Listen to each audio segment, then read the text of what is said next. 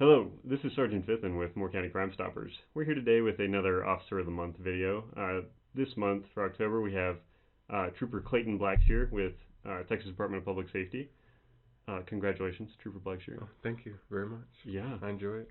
Well, so with your Officer of the Month award here, what we like to do is just ask you a few questions and get to know you a little better. Awesome. So we'll start with, how long have you been in law enforcement? Approximately 15 years. 15? Okay. Yes, sir. Now, in that 15, what all agencies have you served at? First 2 years with Dumas Police Department. Okay. After that, applied Texas DPS, B09 Academy, and since then I've continued my career through there. Rock on. Now, I know that nowadays you're a K9 unit Yes, with sir. DPS. Mm-hmm. Tell us about your dog. My dog's Nettie, German Shepherd, full-blooded. She's not as big as people think she is, because she's only about 52, 54 pounds. But she's, people describe us as the handler dog usually fits the handler and the handler fits the dog. She's very hyper, Gotcha. very like ADD, but when it's time to go to work, she's ready to go to work. She's super sweet. Yeah. She'll lick you to death if she knows you really well, but yeah, she's a great dog. Cool. Blessing. She spoiled me. She's my first dog, so if I get another dog, it's Really? gonna throw me for a loop. Yeah. Yeah. Well, so how does that work? Like, whenever you go K9, Mm-hmm. you get a dog issued to you and everything. Mm-hmm. Is it one of those things where is she gonna stay with you until she retires and then Yeah, you keep her? typically. So DPS K9 program's a little bit different. You have to apply for it. You have to interview for it. Right. And then you have to go to another 3-month academy in Austin. DPS issues us multiple dogs. Okay. So it's not just one dog like Okay. other agencies. Yeah. We keep the dog as long as we're in the program, and when it gets to the retirement age or they don't have the aggressiveness that they used to, then we have the opportunity. Our policy is that we have the opportunity to adopt the dog first. Okay. If not, then we find somebody to adopt them. Gotcha. And then if not, then it's relieved to the department and they'll find out. But no, Yeah. no canine handler in the department's ever not adopted their dog. So. Oh, I was gonna say, I'm sure you bond with them. Oh yeah, because- it's 24 hours a day. They live with us, breathe with us, and then they work with us, and then they go home with us. So. Yeah. Yeah. That's awesome. Well, like with Nettie, I know you're doing a lot of highway interdiction, trying to do what we can to put it in like the illegal narcotics trade. But I understand you had a pretty big bust recently on some fentanyl. Yeah. Tell us about that.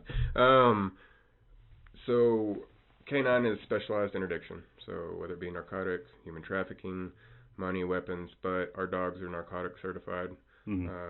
So with that, we're on a task force with another out-of-state state trooper agency. So they come in and ride with troopers around here to figure out how we're doing it. Right. But with that, I still utilized her, and she still enjoyed it, the positive reinforcement on that. But yeah, and at the end of the traffic stop, we ended up getting about 6 pounds of fentanyl.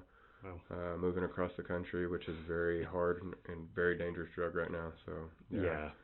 But her response off of alerting and getting her reward is, it's like a little kid getting a candy. I mean, she just goes crazy. But yeah, super exciting. Yeah. That's awesome. Well, I know the fentanyl thing is it's a big deal all across the country right now, but like I know here at Moore County Sheriff's Office, we've been getting a lot of questions just this month with Halloween coming up. People concerned about Halloween candy laced with fentanyl and all that sort of thing. So, and that stuff, I think a lot of people don't understand how potent it is.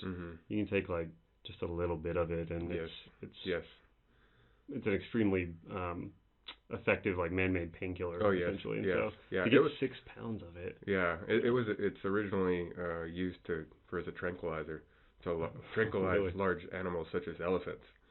Okay. So when you use it about the size of a grain of salt or so, it can cause very worse scenario for us. Yeah, no doubt. Well, that's awesome though. Yeah, my suggestion on it is just check candy like it is the same way. I mean, there's manufactured candy and there's homemade candy, so. Well, yeah, so we've had some people actually come to the sheriff's office and or call us, and they're asking us on the phone like, hey, what can I do if I'm out partying on Halloween or something, and I get some candy or something, and I want to test it to make sure it's not fentanyl before I take it. Do you guys have like some test kits or something? And our response to that is like, if someone that you don't know or that you do know gives you some candy that you're concerned might be fentanyl, maybe just don't eat it. Yeah, or just discard it. Yeah, or maybe just do that. Just turn it into us. Yeah, we'll get rid of it the proper way. Yeah, the proper way. So that's cool. That's definitely. Cool. Well, cool. So kind of on that note though, so fentanyl being kind of coming from, has its roots in the medical field and everything. Yes. I understand you have some roots in the medical field as well. Yeah. So I grew up around law enforcement. My dad was very good at it. His whole life I lived around it, but he worked the narcotic side of it too. Okay. No, just associated with as the deputy's office and worked task forces, DEA, and everything else like that. So he was on the Panhandle Regional Narcotics Task Force. Oh, wow. When I grew up, so big thing then. Got out before that fell apart. But no, I wanted a different lifestyle. I wanted try something different. So I always excelled in school and did very good that way. So I was like, oh, I'll try the medical field. I always had interest in it. So left Texas, went to Colorado, went to college, got my degree in human science. Continued to push through, trying to push through to attempt to apply for medical school. Yeah. Ended up working in the medical field as a surgical assistant. So worked in the field there, specialized in orthopedic, spinal, and plastic, and started out in general surgery. But it was definitely a fun field. I enjoyed it, but I realized that the longer field of becoming a doctor was going to pull me away from other stuff in my life. And I could have continued pursuing it, but it would have took quite a while for a specialist, to be a specialist. So fell back on the law enforcement because very active person, and that's the other thing that did it too. I was like, I just want to be outdoors. I want to interact with people. Yeah. Didn't want to be stuck inside the whole time. So yeah. That's a big part of it. Yeah. A lot of guys, myself included, but a lot of guys that I know that we both worked with before. Yeah. That's a huge draw. Is people that don't want to be in an office all day. Yes. Get out, and then your office is on wheels. Yes. So, that's nice. But cool. But, well, what are your plans for the future of your career? And what do you want to do? Staying with DPS, I'll be with DPS, retired DPS. I don't want to move any other way. I mean, DPS, once you get in and stay in the long haul of it, I mean, you're going to be in it. I think it's just like any other agency. Sure. The state agency is just bigger, so it kind of stays with you, sticks with you. But my plans, staying hardcore pressed with the K9 program. Yeah. At one point or another, I'd like to promote. Yeah. Whether it be within K9, within DPS, within Highway Patrol, within our CID, we have so many options for it. But either way, it's a blessing. Whether I stay K9 or I choose to promote. That's my ultimate goal. Yeah. But even in the K9 program, I can promote within the K9 program as well. So we'll see what happens. Yeah. No, that'll be cool. Yeah. Well, okay, awesome. Our last two questions are a little bit goofier, but they're good. So first, what's your favorite junk food? I love pastries. Pastries. So I grew up around my mom and my grandma and my aunts and everybody. So making homemade stuff all the time. So pies, cakes, cookies, desserts. Okay. I'm not like a Skittles person. I mean, I still like candy just like any other person. But yeah, pastries. Favorite. I mean, I think I've ruined my wife's taste for German chocolate cake.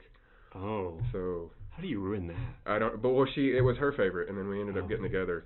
Okay. So in the end, she had it too many times. Yeah, a little over. But I still love it. Yeah. So pastries, that's my weakness. Yeah. But it has to be like a homemade pastry, typically. See, I have to get a good pastry. Homemade is where it's at. Yeah, I know. But I can also settle just as easily for like a Pop-Tart. Oh, yeah. Toaster strudel. I like toaster strudel. Oh my gosh. Yeah. So good. Yeah. Cool. Yeah. Well, okay. Last question, then we'll wrap it up. Okay. So I've talked to a lot of the guys around here that we both work with and everything, and we've all been wanting to know, what's the secret to your hair? How do you keep I knew that one was coming. So there's no secret. I've talked to my wife about that too, and I get considered a blessing that I still have it, and then I can take care of it. But no, just simple wash and simple stuff. And yeah. Thank you, though. I appreciate that. Yeah, no, you're welcome. You're welcome. It's all the way into Austin. I get people picking on me down there, including my chief. So it's okay. Great. Yeah. Well, every time I see you, bro, you're just Top Gun hair, and you're just looking good. So anyway, well, hey, congratulations again. Thank you very much. Thanks for stopping by and talking to us. And anytime. It's a privilege. Great. Appreciate that. Yeah, definitely. Yeah, but anyway, we'll be back next month for the Officer of the Month for November. And if you or someone you know out there knows an officer or a deputy trooper, any one of us in law enforcement that you'd like to recommend for Officer of the Month feature, reach out to us at the Moore County Sheriff's Office or just at our Crime Stoppers line, and we can take those into consideration and figure out who our next Officer of the Month is going to be. Thanks for tuning in. We'll see you.